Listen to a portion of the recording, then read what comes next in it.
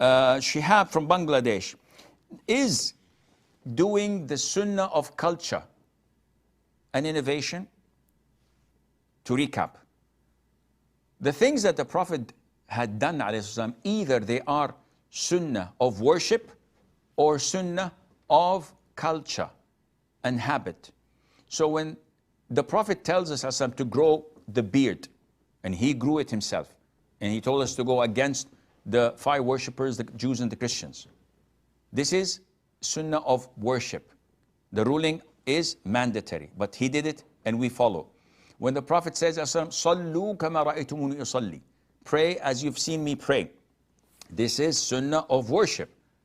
And if you do it, you're rewarded. There are other aspects of Sunnah which is called Sunnatul Ada, of habit, of culture, that the Prophet used to do that does not relate to Islam. The way he sits to eat, the way he wears his clothes or his hair, what he rides on. This had nothing to say that do this and you will be rewarded, or Allah will grant you this in this level in Jannah, or follow what I'm doing, which makes it not part of the category of worshipping Allah Azza wa Jal.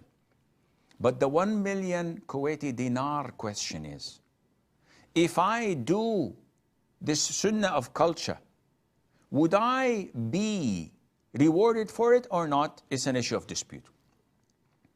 Some scholars say that Allah says in the Quran, in the Prophet ﷺ, there is a role model to follow.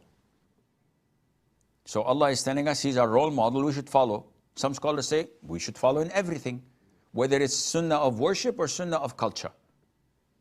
Others say, no, this is only to be followed in what is type of worship, which is rewarded by Allah. How he wore his hair has nothing to do with worshipping Allah Azza wa Jal. Not sitting on a chair and eating food doesn't mean I'm sinful, and if I sit on the ground and eat on the floor, I will be rewarded more because this is what the Prophet did, alayhi salatu wasalam. These are sunnahs of culture. So some scholars say, yes, you won't be rewarded for it. Would it be bid'ah? The answer is no. Because scholars said that doing it would be rewarding.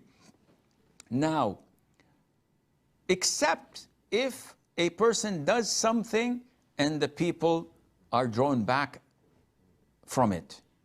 So one says, okay, I understand totally what you say, Sheikh. So if I wear a kufi or a topi or something on my head only to pray, would that be bid'ah? The answer is yes, because you're doing it only for prayer. If you do it throughout the whole day and night as a cultural thing, thinking that the Prophet used to always put something on his head, and in this case, it's not a bid'ah. But doing it only for salat, this is a bid'ah. If you decided to go to work tomorrow morning, riding a mule, saying that the Prophet used to ride a mule, we said, no, wait, this is an innovation. Because people would be drawn back, they will abhor this, they will resent it, and they would probably speak ill about the sunnah when you say to them, oh, it's a sunnah of the Prophet ﷺ. So definitely these things must be avoided, and Allah knows best.